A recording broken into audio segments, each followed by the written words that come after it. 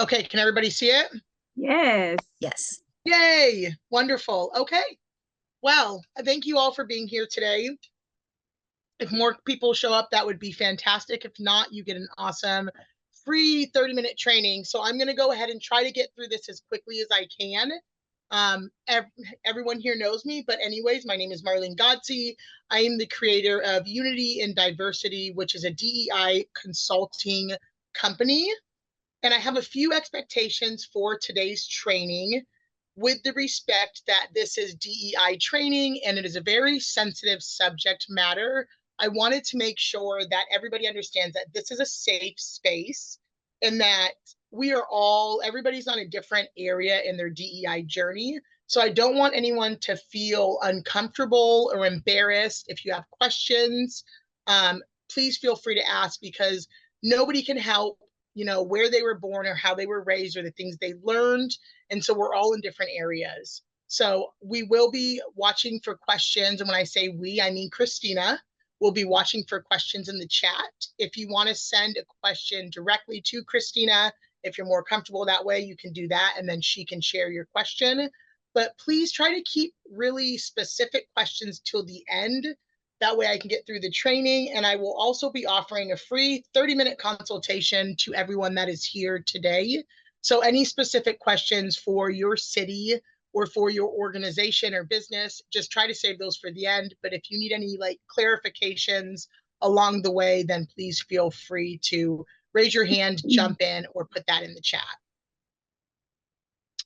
So first off, my name is Marlene. I've spent the last decade in public service as an arts and culture and event programming specialist with a focus on community outreach and relationship building with underrepresented communities and organizations. So during my time in this field, I navigated numerous government systems. I created numerous initiatives and campaigns to create access, break down barriers, and create inclusive, safe spaces for cultural communities and organizations. And so I realized that many public and private professionals alike really struggle with navigating cultural organizations and communities, with creating relationships and programs and collaborations for and with our culturally diverse communities. And many DEI trainers focus solely on internal trainings, which are things like employee relations, microaggressions, bias trainings, which are substantially important. They're increasingly important. However, there's definitely a shortage of DEI trainers that focus externally. And externally, by that I mean relationship building, event and program creation, collaborations. There's definitely a shortage in that area of DEI trainers, and that is the type of DEI trainer that I am. So because of this, I created a program called Navigating Cultural Connections. In this program, I take professionals like all of you through a 7-step journey to really learn how to master the art of creating relationships. I used a practical, actionable approach so you can actually take what you are taught that day, that hour, what you're taught today, and go out and use it right away to make real, tangible progress. So if you want to know a little bit more about Navigating Cultural Connections, about me, or read some of my success stories, please go to marlenegodsey.com and check it out. But for now, I'm just going to go ahead and jump right in and get started with the training. So first off, why does it matter? We cannot even begin to have an effective conversation or discussion on DEI without really talking about why it is important, because a lot of people are sitting there thinking, well, I've been doing my work for a long time. I've been doing events. I've been doing programs or outreach for a really long time, and I've been successful.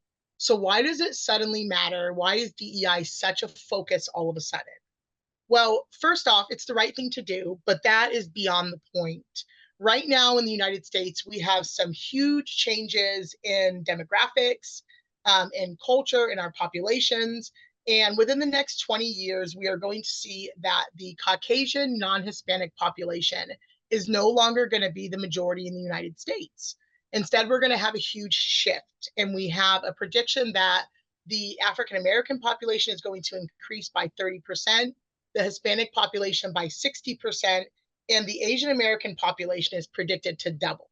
And these are US Census predictions, so these are somewhat skewed because many cultural communities, especially immigrant refugee communities, do not fill out the US Census, but yet they still make up the population of the US. So because of these changes that we're in, you really need to start having a diverse hiring pool to pull your employees from.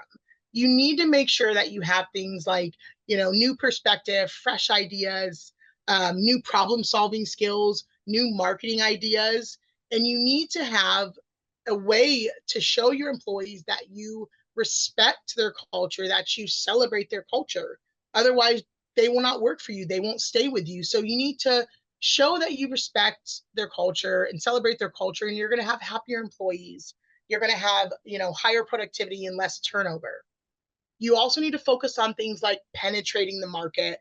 And what I mean by that is you can no longer tailor your programs, your products, whatever it is that you do, whether you're an event person, whether you work at Chamber of Commerce or Parks and Recreation, or whether you own a candle shop. You can no longer just tailor your products and your programs and your events to a homogenous audience. Because the dynamic is changing so quickly, you really need to make sure that everything you're doing is tailored to a diverse audience.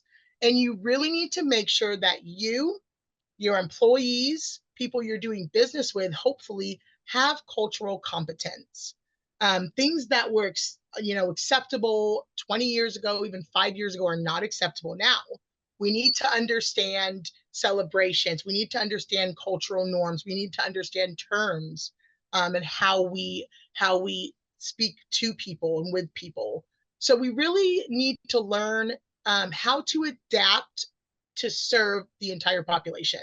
Adapt your programs. If you're a professional working for an organization, you as a professional need to have this knowledge just for yourself. If you're a business owner or an organizational leader, this is even more increasingly important for you to know and to make sure that your staff has this information.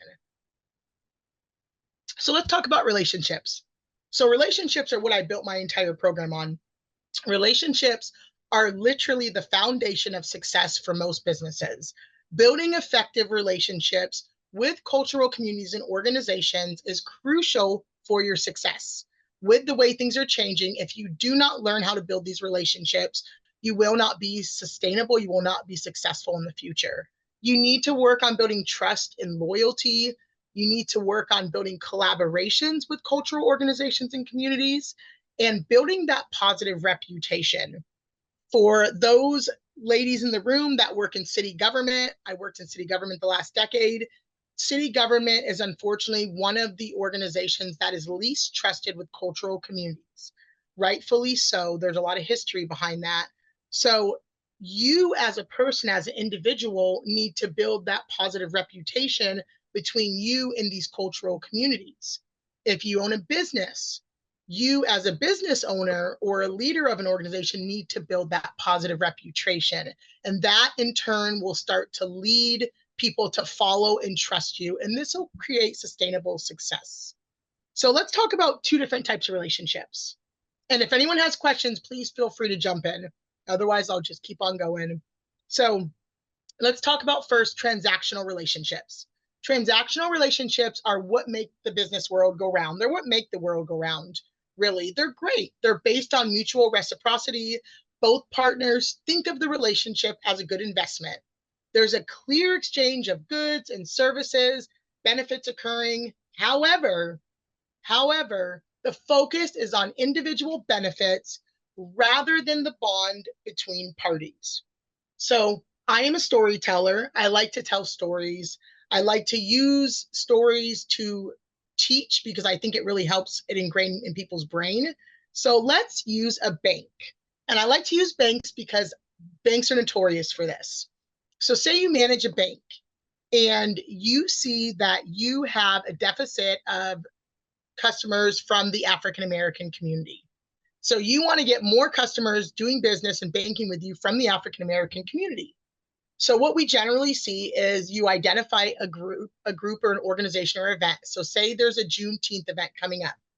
And so you transactional relationship. You exchange goods and services. You pay to have a vendor booth at that event, which is great. You go to this event, you set up your swag on the tables, your frisbees and your water bottles. You might have a wheel like you see in the picture where you can spin it and you get items. And a lot of times what you see is a sign up sheet. Sign up and get a free, free $300 when you sign up for a new checking account, which is an exclusive offer, right? It's extremely exclusive. Start thinking of everything in exclusive and inclusive terms. So already that offers exclusive. There's stipulations that go with that, such as credit scores, amount deposited into the account, and longevity of the account to even qualify for that money. So you spend the whole day at this event talking with people. People come up and they get the free water bottles. You're going to have some people sign up for the free checking account. Say you get 20 people signing up, maybe 10. Okay. At the end of the day, do you think that bank made any real built any real trust with the African American community from that outreach opportunity? Does anybody think that? If anybody wants to chime in. And there's no right or wrong answer. But the reality is that bank will have built no trust, no respect with the African American community from that event because it was solely a transactional process. And no one from the African American community is going to go to their friends and say, Tasha, you will not believe it. Chase Bank was at the Juneteenth event. They really love and support the African American community. We should all go bank with them. That will never happen. Now, there is an exception to that because I do have some public servants in this room. If you are a nonprofit organization and you are going to that event to share something you have, like a free to the public event coming up, and you want to share that information and give out flyers, that will make more of an impact because you're not asking for anything. You're just sharing information. You're being inclusive. However, it will not build trust, but it will make more of an impact than a transactional relationship where you're just trying to get customers for yourself. However, if you are a nonprofit organization, what I'm going to teach you next will benefit you and will help you build trust within the community. So the relationship you want to focus on is a transformational relationship. The only expectation is to create a relationship, nothing else. The goals you have to get more customers and do more business with the African American community will be met naturally through the creation of this relationship. You are to ask for nothing in return. Instead, you are to nurture one another. So it's great information, right? So how do you build that transformational relationship? What do you do? So let me tell you exactly what to do. So the 4 main parts of building that transformational relationship are, first off, volunteering and attending events, attending their meetings, elevating their events, and acting as a bridge.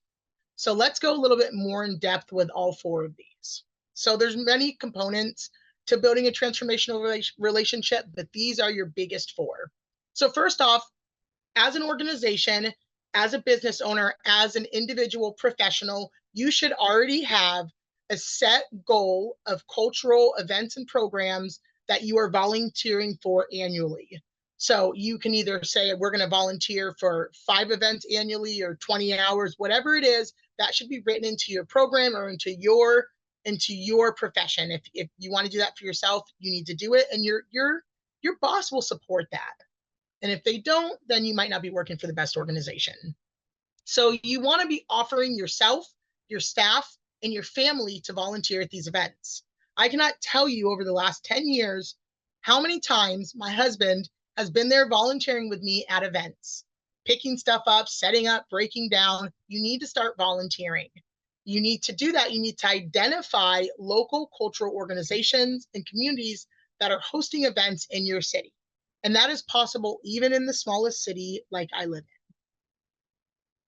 in. Attending their events. You need to start showing genuine support and interest for these communities, for these organizations. And you need to start educating yourself about their culture. When you start to educate yourself about the systemic racism that's ingrained in every organization in the United States, you will start to create empathy and understand why there is such a divide and why things are the way they are. It's a very impactful moment for any professional to feel. And I really, really encourage you all to do some research. And I will email everybody that was here today some great YouTube videos that I think would be really beneficial for them. But you need to start showing support, showing genuine interest, and showing up. One of the things that is a huge downfall, and we've all seen it, and I know you have all seen it, is we see a lot of times like a cultural event and city council gives a proclamation for that event. So they give a proclamation. We're going to stick with Juneteenth. They give a proclamation for Juneteenth, right? And maybe the director, the city manager, somebody or the mayor is going to come read that proclamation at the event and then hand it to one of those event organizers that represent that community. We see it all the time. They show up 10 minutes before they're supposed to get on stage. They get on stage, they read the proclamation, or they give their speech. And then after the event, they get off the stage, they stay for 5 minutes, and then they leave. They don't show any real support or genuine interest. Rather, they're just checking a check mark. And I promise you, everybody notices. Everybody from that cultural community sees that happening. Attend their meetings. One of the biggest things you can do is attend their meetings. The only way to really know what is going on with these organizations is to start attending their meetings. You will start to learn really what they are doing, where their struggles lie, and how you can truly support this organization. And if you have an opportunity to sit on a committee, you need to sit on a committee. Now, that's not always it's not always an opportunity, especially when we're talking about our tribal communities. Sometimes, not always, sometimes some of our cultural communities, you have to represent that community to sit on those committees. But more times than not, you do not. I've sat on numerous committees in my times in public service, and you need to be very strategic about what you choose. If your community has a large Hispanic or Latino population, then you should be sitting on at least one of those organizations that represent that community. So as a professional, you should be sitting on committees, because when you are in that room, you will find out about events that maybe you haven't heard of, because maybe, and we'll see this a lot in the Native American communities, there might be something that only the Native American community, only their tribe can qualify for. However, they're accepting volunteers from the entire community, and maybe they need help with marketing. But unless you're in that room, in that meeting, you will never know about that. You will never hear about that. And this is one of the biggest ways to start to build that relationship, by being in that room. Elevating their events, huge. So historically, cultural nonprofit organizations receive substantially less funding and support than dominant culture nonprofit organizations. Generally, we see cultural organizations struggling to get support for funding, visibility, connections, marketing, everything they need to make a successful cultural event. Okay, so you should be continuously giving them visibility. Can you share their event flyers on your webpage, on your newsletter, your social media? Do you have a radio show that you go to monthly that you host for your organization, or that you go share your events on? Can you give them a shout out? Can you bring them on to interview them? Do you have an upcoming event where you can offer them a free booth space so that they can talk about their organization and their upcoming events with the community? Funding opportunities. If you work in government, you have all kinds of funding opportunities coming through your desk all the time, grant opportunities. You have things that you know of that these organizations would qualify for, but probably have never heard of. And it's very interesting, but in my experience, there will be cultural organizations and groups that people in the community know of, that people in the community have grant opportunities that they would qualify for, but for some reason, that information was not shared, and they don't even know about those opportunities. So you should be continuously sharing that information with these communities when they come across your desk, when you hear about one, and you should be sharing constantly your connections. If you work for a large organization, your footprint, your social wealth, your social network is probably substantial. And so you probably have several connections that would highly benefit these organizations' events, their programs, or just their organization as a whole. So you should be constantly elevating their events and their programs. And all in all, you should be acting as a bridge. Everything I just shared just encompasses acting as a bridge, but you should truly make sure that you are continually sharing these resources. And acting as a bridge doesn't just mean that if a grant opportunity comes across your desk and you're like, hey, this organization might qualify for this, don't just email it to them and say, here's a grant you might qualify for. Acting as a bridge means making sure that you're breaking down any barriers for them to access that grant.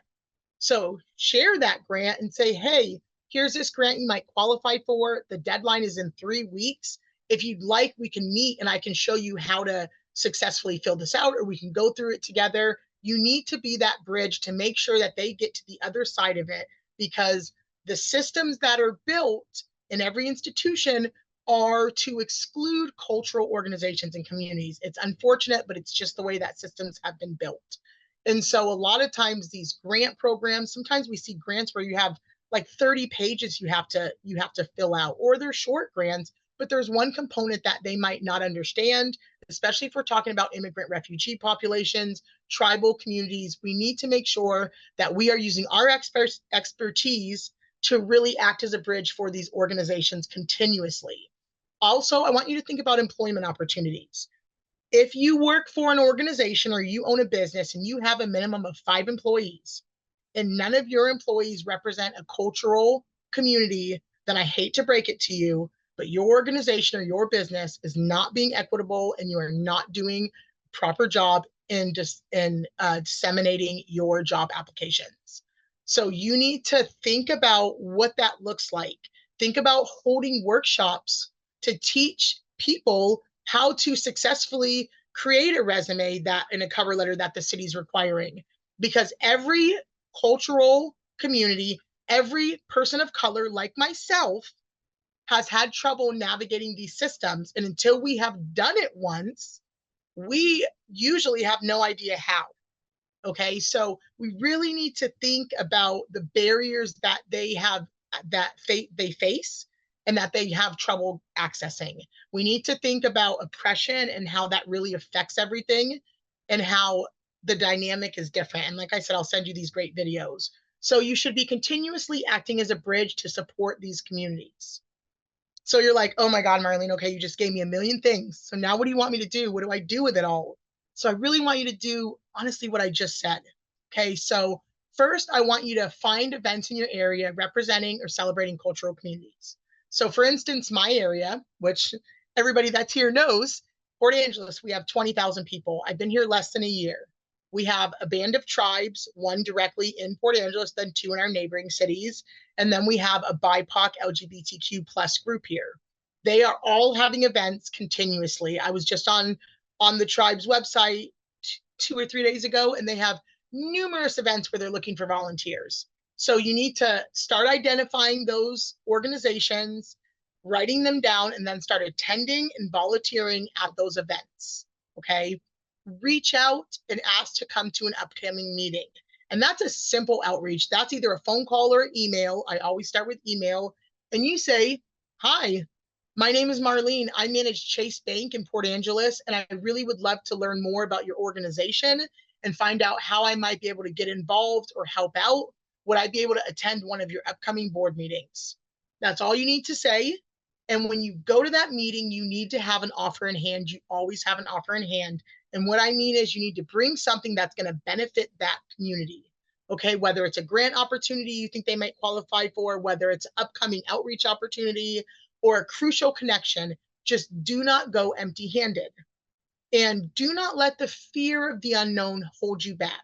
You have the ability to know who you're reaching out to and where you're going. So do some research beforehand to find out if there's any cultural norms that you need to know about, to find out how to properly address that group, that community, if you're unsure, to find out anything that you really need to know and to tailor the information that you're bringing. If you know they have an upcoming event and you have a 4th of July event coming up, or you have a bike riding event coming up where you're going to have vendor booths, offer them a table at that event so they can share their organization's goals or share their organization's events coming up. So be strategic in your approach.